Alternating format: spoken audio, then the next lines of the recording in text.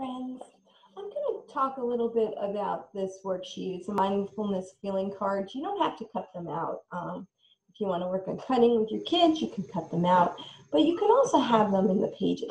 This has different color words. This has different emotion words than your child sometimes knows.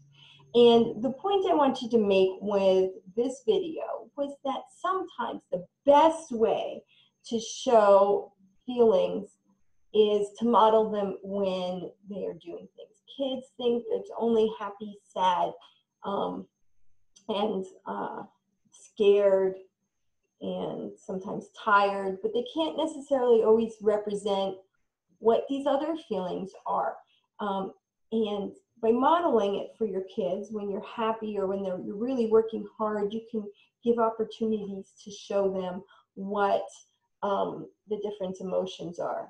So angry is real easy. You can do an angry face. You can practice angry. Often it's best to do this during play because otherwise your kids might think you're angry at them. They don't understand that's the best way to show angry is to show it during play. This way, you can save your angry face for times when they're really going to be unsafe at home. That is important for the kids to understand that you only do that when they're unsafe at home. Annoyed. They all know this face. And I think sometimes they look for that face to get rewarded. They think that, oh, when mom makes this face, that's when I'm doing the right thing. So the kids sometimes don't understand the idea of annoyed being close to, oh, I'm almost going to get angry. So this one is a good opportunity to show them that they're doing the wrong thing. They better cut it out. Sometimes you just give them that look and they stop. Sometimes you give them that look and they're like, hey, I got mom to look. I got dad to look. So they kind of understand it, but they don't identify it correctly. They think they should do more of it. So it's something that you might want to look at. Anxious. Our kids are anxious all the time. Teaching them some skills like the breathing exercises that I've sent and different things like that to deal with that level of anxiety. Do you think when my child has repetitive behaviors, they're feeling anxious? Then you think about how often your child has repetitive behaviors. You don't want your child feeling that anxious all the time. So you want to try to give them tools for dealing with it. Repetitive behaviors help them calm down. So finding ways to show your child that they can be calm without it, without always having repetitive behaviors, is really good. Bored. That's something we've all been dealing with if the kids are bored. They are trying to go outside. They're trying to ask for school. They're trying to get into things around the house. So identifying that they might be bored and then giving them suggestions of things that are constructive playthings is an excellent idea. I'm just going to quickly, without holding that up because my hand is tired, go through different ones they have here. Brave. It's a tough one. When they try something that's hard, like say they have to get shots at the doctors, it's great times. You're so brave, look at you. Or if you're watching like Lion King, oh, isn't Simba so brave? That they're calm. I've had kids identify that calm is separate than happy and understanding that different feelings. Confident, that's a really tough one. Our kids have a lot of trouble with confidence and being courageous and doing things like that because they don't have that sense of confidence. Oh, I love how confident you're feeling today. Look at you. You're writing so beautifully. You're just doing it just right. Look how confident that is. Confused. That is one very easy to show your kids. Oh my gosh, I'm so confused. What are these directions? What did Miss Amy want from this worksheet? How are we going to get through this? We can figure it out. Let's go back to the directions. Showing that through your expression and through your voice is the best way you could do that. Next is creative. These are the things we have to instill in our kids. Sometimes they start making a mess and they do all sorts of stuff with it. I would save the frustration for when the mess is interfering with their lives. If they're making a mess on the kitchen table and they're scrolling their fingers, you can say, oh my gosh, how creative. Oh my gosh, I wonder what animal that is. Could that be a mouse? Oh goodness, and trying to see if you can shape some of the negative behaviors into something positive for them so that they can see what they're doing. What they're doing is seeking that reassurance, that strength. I'm always a strength-based therapist. I look for the things that could be strength. Curious. They like to read. Oh, you're such a curious kid. I'm curious. What page did you see the dog on? And then you can have them look in the book and see what page they found the dog on. I'm curious. What color is that? So you can model curiosity. Determined. If your child is working so hard to do something, they're determined to get their pants on by themselves. They're determined to get that cabinet open so that they can get to the things that they don't want. Oh, I see that you're determined. Can you tell me what you want? So you can identify that that's a good thing. Embarrassed. Our kids do this all the time. They have meltdowns because they are embarrassed that they did the wrong thing.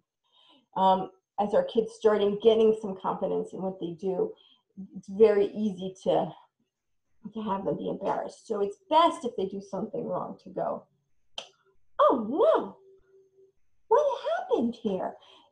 How are we going to fix it? So that way they also have a solution to deal with their feelings of embarrassment.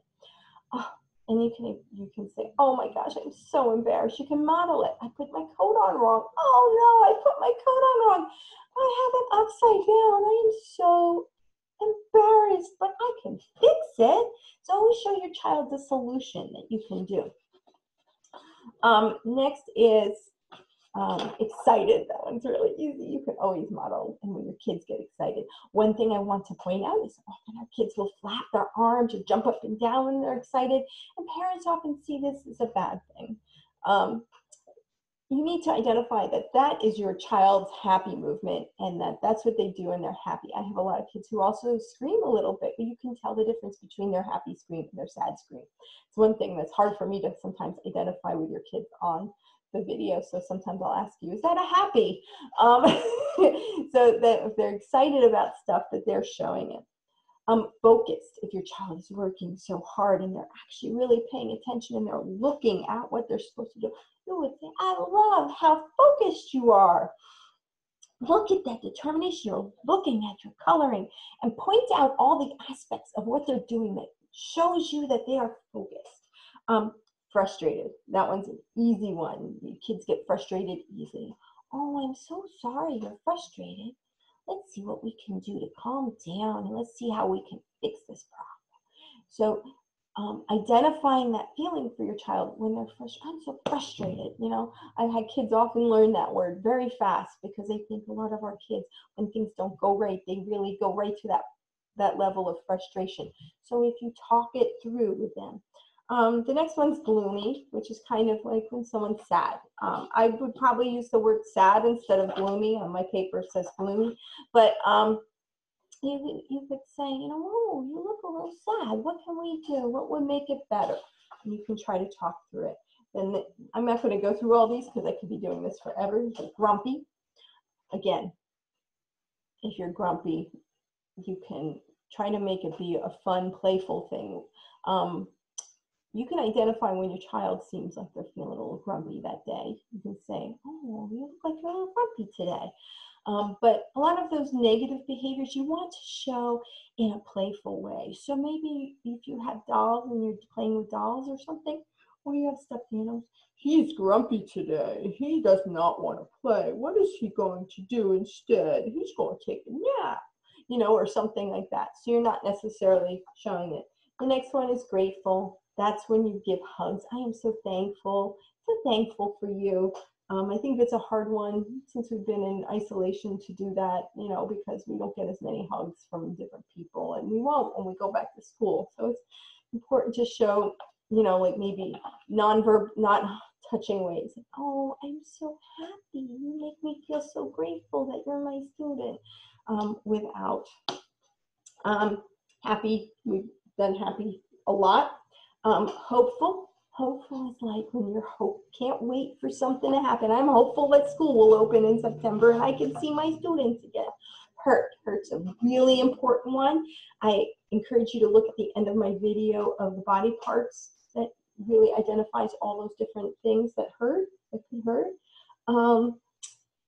Inspired, again, it's a tough one for our kids. Lonely is a tough one for our kids. Moody is a tough one for our kids. So you may want to pick and choose which ones, but if you have any questions about how you might model this or how you might share it, or if your child gets really scared of one, you can please let me know and then we can do it. We can practice that on our own. Thank you so much for listening to me. I hope you have fun identifying these and doing that with your children. Thank you.